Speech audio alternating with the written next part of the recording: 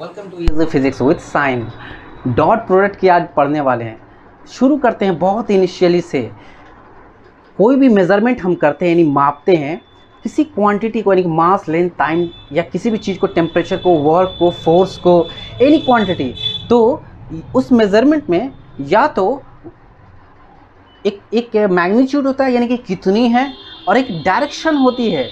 कुछ क्वांटिटीज़ होती है जिनमें मैग्नीट्यूड और डायरेक्शन दोनों होती है, जैसे कि वेलोसिटी हो गई, जैसे कि एक्सेलरेशन हो गई, फोर्स हो गई, जैसे कि पोजीशन वेक्टर डिनोट करते हैं। ये चीज़ें ऐसी हैं कि इनमें मैग्नीट्यूड भी होता है और डायरेक्शन भी होता है। कुछ क्वांटिटीज़ ऐसी होती है जिनमें सिर्फ मैग्नीट्यूड होता है, जैसे वर्क हो गई, जैसे टाइम हो गई, कोई डायरेक्शन नहीं होता है, ज़रूरत भी नहीं है। अच्छा, तो जब वेक्टर्स यानी ऐसी क्वांटिटीज में डायरेक्शन हो, जब दो वेक्टर्स को या तो हम जानते हैं तो मल्टीप्लाई भी कर सकते हैं, सब्ट्रैक्ट भी कर सकते हैं, डिवीज़न एंड मल्टीप्लिकेशन भी कर सकते हैं।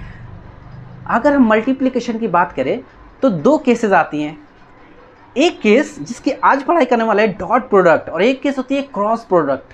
एक्चुअली दो वेक्टर्स हो, let two vectors A and B, एक वेक्टर ए है और एक वेक्टर बी है। डॉट प्रोडक्ट उस वक्त होगा जबकि रिजल्ट दो वेक्टर को जब मल्टीप्लाई कर रहे हो तो एक स्केलर आ जाए, और क्रॉस प्रोडक्ट उस वक्त कहेंगे, यानी मल्टीप्लिकेशन का वो तरीका क्रॉस प्रोडक्ट में होगा जबकि दो वेक्टर्स को मल्टीप्लाई कर रहे हैं और रिजल्ट तीसरा एक वेक्टर आए। अच्छा, ये कंडीशंस चलिए प्रैक्टिकली हम देखते हैं। प्रैक्टिकली एक एग्जांपल है कि जब फोर्स है यानी फोर्स एक वेक्टर क्वांटिटी और एक डिस्प्लेसमेंट, किसी ऑब्जेक्ट पे फोर्स लगा जब वो एक डिस्प्लेस कर देते हैं, डिस्प्लेसमेंट इन पोजीशन वेक्टर उसकी भी एक वेक्टर है, लेकिन F D S is work, यानी वर्क कहलाएगी। तो वर्क एक स्केलर होती है, वो वेक्टर नहीं होती है।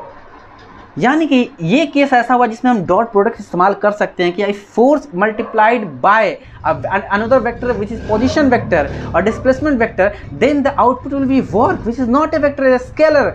ऐसे मल्टीप्लिकेशन को डॉट प्रोडक्ट कहेंगे और उसको लिखेंगे A vector A dot vector B will give A into B cos theta या B into A cos theta.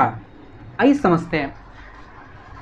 A B एक वेक्टर, उस वेक्टर का मैग्नीट्यूड है, बी क्या है मैग्नीट्यूड, और कॉस थीटा क्या है, दोनों के बीच में एंगल है। उसी तरह या बी एक मैग्नीट्यूड ऑफ वेक्टर है, ए भी मैग्नीट्यूड और ये भी मैग्नीट्यूड है विदाउट डायरेक्शन। ये मिला के एक स्केलर प्रोडक्ट है जो आएगा। ए डॉट बी करेंगे तो दो वेक्टर को मल्टीप्लाई करेंगे, अगर स्केलर प्रोडक्ट आ रहा है तो ये नहीं डॉट प्रोडक्ट आ रहा है।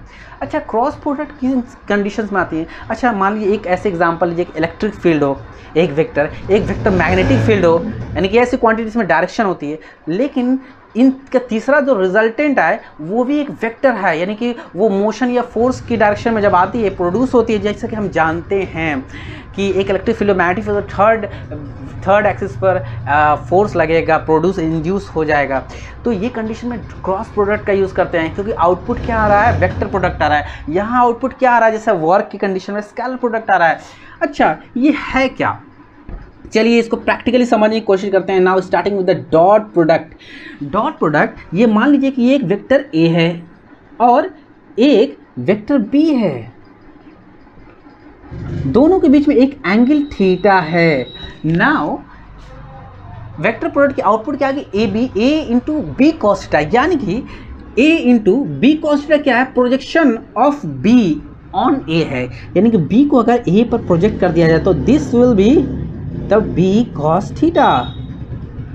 या हम यूं कहें कि वेक्टर ए है और वेक्टर बी है और ये थीटा ए को प्रोजेक्ट कर दिया जाए बी पे, यानी कि ए कॉस थीटा, तो ये 90 डिग्री यहाँ पर डाला तो this will be the A cos theta. So A dot B ये हो जाएगी B dot A. So A dot B equals to B dot A. इसको कहते हैं commutative law, commutative law. So this will satisfied. Now आगे हम बढ़ते हैं कि अगर ए और ए से गुना करें तो क्या हो, यानी कि अगर दो ऐसे वेक्टर्स हो दोनों सेम ही हो, फिर मल्टीप्लाई करेंगे तो क्या आएगा, अगर दो सेम वेक्टर्स हो यानी अगर ए वेक्टर हो और उस पर भी ए पे मल्टीप्लाई करे तो वो दोनों वेक्टर के बीच में एंगल तो जीरो हो गए क्योंकि the same vector is that, so this will be A cos theta, cos 0 actually theta will be 0 degree, so cos 0 and we know 1 होती है, यानी this will give up A square. Now coming to the next level, अगर इसको हमको axis में तोड़ दें, यानी कि अगर मैं यूँ लिखूँ ए को A X cos theta, vector A is A X plus A Y plus A Z and vector B is B X plus B Y plus B Z, so vector A dot vector B will be A X plus A Y plus A Z multiplied by B X यानी dot B Y plus B Z and this will what give up. इससे पहले एक result पर हम बता दें कि ये एक मैग्नीट्यूड है तो इसमें डायरेक्शन को शो करने वाला कौन सा कंपोनेंट होगा, I cap, this will be J cap and this is K cap, so this will be I cap, this is J cap and K cap, ये डायरेक्शन को बताएगा।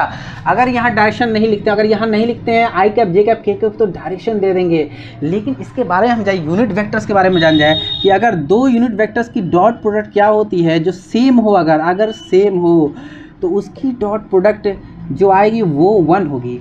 ये कैसे आता है एक्चुअली अगर यूँ कहें कि आई इंटू आई यानी कि सेम की अगर बात करें, सो this will B eventually practically observation से ये साबित होता है कि वो 1 होगा, और ऑब्जर्वेशन से ये भी साबित होता है अगर ए इंटू जे कर दें या जे डॉट के कर दें या के डॉट आई कर दें तो उसकी वैल्यू 0 हो जाएगी। क्यों? क्योंकि रिजल्ट जो डॉट प्रोडक्ट का होता है यानी कि डॉट प्रोडक्ट का जो रिजल्ट होता है वो क्या होता है, एक का प्रोजेक्शन एक पर आ जाता है तो सिर्फ एक एक्सिस बचती है, सो this will B nullified, so this is actually the result of the vector. इसके हिसाब से इसको जब इसको डॉट प्रोडक्ट में यानी एक वेक्टर्स को दूसरे वेक्टर का डॉट प्रोडक्ट करते हैं अगर, तो ये हो जाएगी A X square plus A Y square plus A Z square. Actually I cap का स्क्वायर भी होगा लेकिन आई कैप का स्क्वायर क्या हो जाएगी, I into Y, so I into Y is 1, so we haven't write 1, हमने 1 नहीं लिखा है यहाँ पर, ये हमारी रिजल्ट आ जाएगी।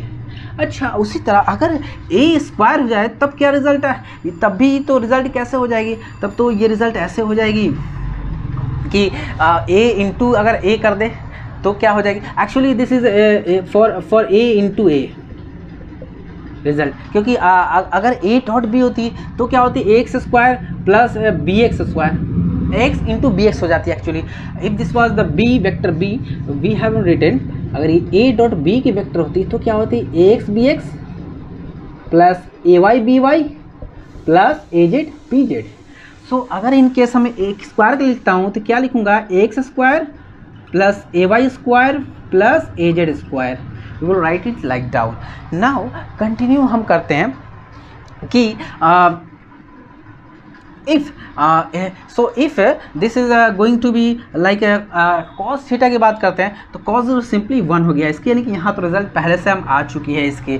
सो hope you are doing well. ये थी पूरी डॉट प्रोडक्ट की कहानी जो हम आपको बता रहे थे। Continue with us, thank you for watching.